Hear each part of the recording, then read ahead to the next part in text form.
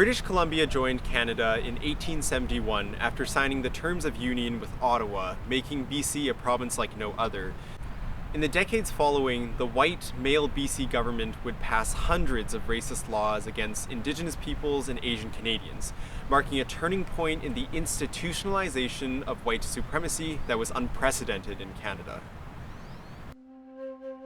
Yet, a robust history of the fight for civil rights also exists in this province. Remarkable stories abound of the fight for the vote, for citizenship rights, and against racial segregation.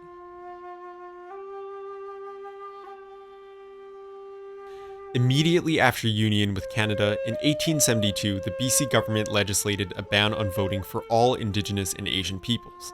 Citizens of Japanese and South Asian descent were disenfranchised soon after. This legislation was put in place at a time when, despite the ravages of colonial control and disease on Indigenous populations, the First Nations and Chinese populations still outnumbered European settlers 4-1. Just how appalling this legislation was, even at the time, may be better understood in consideration of the political climate of North America. Just 2 years earlier, the US Congress passed the 15th Amendment that guaranteed that African American voting rights could not be denied or abridged by the United States or by any state on account of race, color, or previous condition of servitude. Hence, BC legislators imposed this racist legal statute at a time when the US government specifically prohibited such an act. In 1900, Tomokichi Homa walked into a polling station and demanded to be registered to vote. When refused, he went to court challenging the ban on Japanese voting rights. Remarkably, Toma twice won his case in the courts, but the BC government refused to accept the rulings and took the case to the Privy Council in England. It was only there that Homa was eventually defeated. In 1945, a delegation of representatives of the Chinese Canadian Association presented a petition demanding the right to vote to Premier John Hart.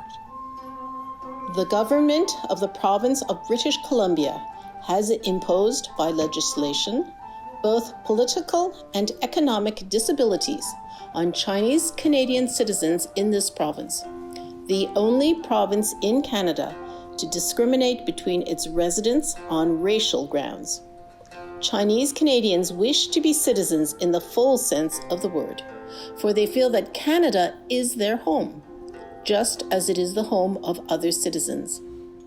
They believe sincerely that it is to the mutual welfare of all citizens that every Canadian-born person be given full equality in sharing responsibilities of the government.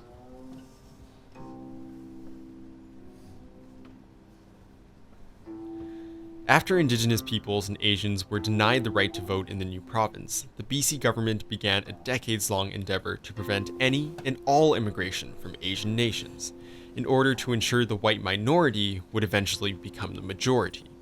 The goal to create a white British Columbia was made explicit on many occasions. Despite their major contributions of life and limb that Chinese Canadians had dedicated to building the Canadian Pacific Railway, BC persistently lobbied the federal government to impose a hefty head tax on Chinese immigrants countrywide, which the federal government agreed to legislate in 1885. The Chinese Consolidated Benevolent Association fiercely protested. In 1908, the BC government was also successful in pressuring the federal government to legislate immigration rules that made it near impossible for Japanese, South Asians, Filipinos, and others to enter BC. Exclusions also applied to black people in 1911. And in 1923, a blanket ban on immigration was imposed on all people of Chinese descent, regardless of nationality.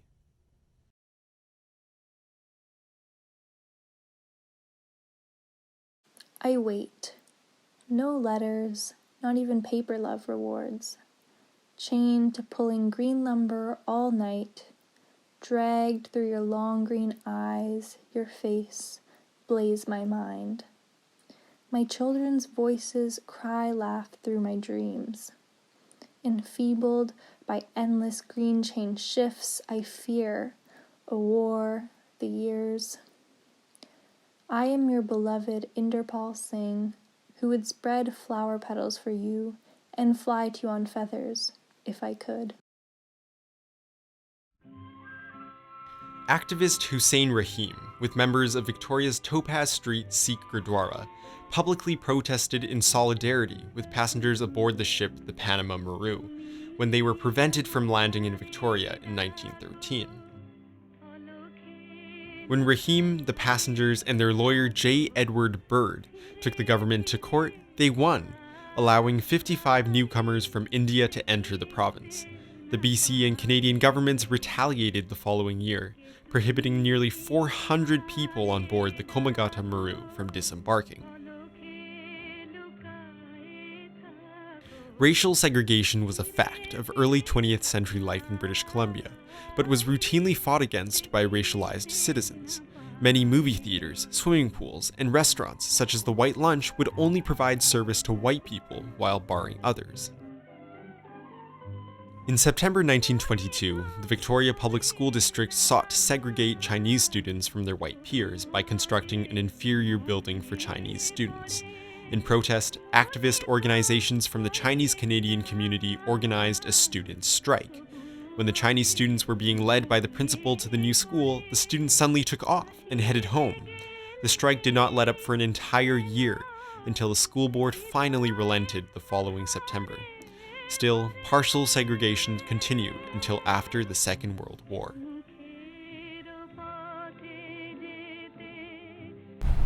Cultural bonds and cross-community solidarities enabled communities to maintain incredible resiliency in the face of adversity and white supremacy. The town of Poldi was founded in 1917 by Mayo Singh and Kapoor Singh Sidhu, which they named after a village in India's Punjab region. Poldi became a welcoming home for residents of Chinese, Japanese, European, and South Asian heritage. Despite their various cultural backgrounds, the families of this tight-knit community lived, worked, and went to school together, while each preserving their own unique traditions through worship, ceremony, and social events. When pressure from BC officials led the federal government to legislate a ban on the potlatch ceremony, many First Nations people continued the ceremonial practice in secret. Chief Dan Cranmer faced arrest for disobeying the ban in 1921, and the community's sacred treasures and regalia were seized. But some Indigenous communities found an ally in Dong Chong, a Chinese Canadian who supported their potlatches at the risk of arrest. Chong even extended credit for the purchase of potlatch supplies at a store and never reported participants. One of the gravest episodes in BC and Canadian history occurred during World War II after the attack on Pearl Harbor by Japan. BC politicians pressured the federal government to uproot, incarcerate, dispossess, and exile virtually the entire Japanese Canadian community in BC, many of whom had for generations called this province home.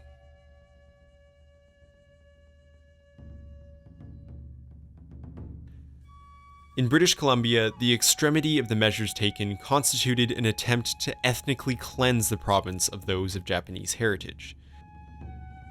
When 21,000 Japanese Canadians were moved from their homes, detained first in animal stalls in Hastings Park, and then sent to detention camps in BC's interior, young Japanese Canadian men organized the Nisei Mass Evacuation Group to oppose the separation of families. Yet, the government responded by shipping dissenters to prisoner of war camps in Ontario. Children were also willfully neglected by the BC government, which refused to provide education for them even though it had a constitutional responsibility to do so. In response, BC teacher Hide Hyoto Shimizu took it upon herself to recruit 120 teachers, many students themselves, to create and establish a system of schools for the thousands of children interned in BC. In 1944, Japanese Canadians were forced to choose between moving east of the Rockies or being exiled to Japan, a distant country most knew little of. Only a handful of families ever made their way back to the coast of British Columbia. Since this grave event, even today there remains no Japantown anywhere in Canada. Yes, there is still bitterness. In older people, there is quite a bit of bitterness of the whole thing. But when it was all over, I think there was this vast sigh of relief that they had to live through this period, even though they no longer had their land, their stores, their boats, their homes, their money. Even that, they figured. Well, it is sort of a relief. We endured. The history of British Columbia since it became a province of Canada is indeed a dark one. From the outset, it has been a province like no other, with foundations of ruthless racism, exclusion, and white supremacy.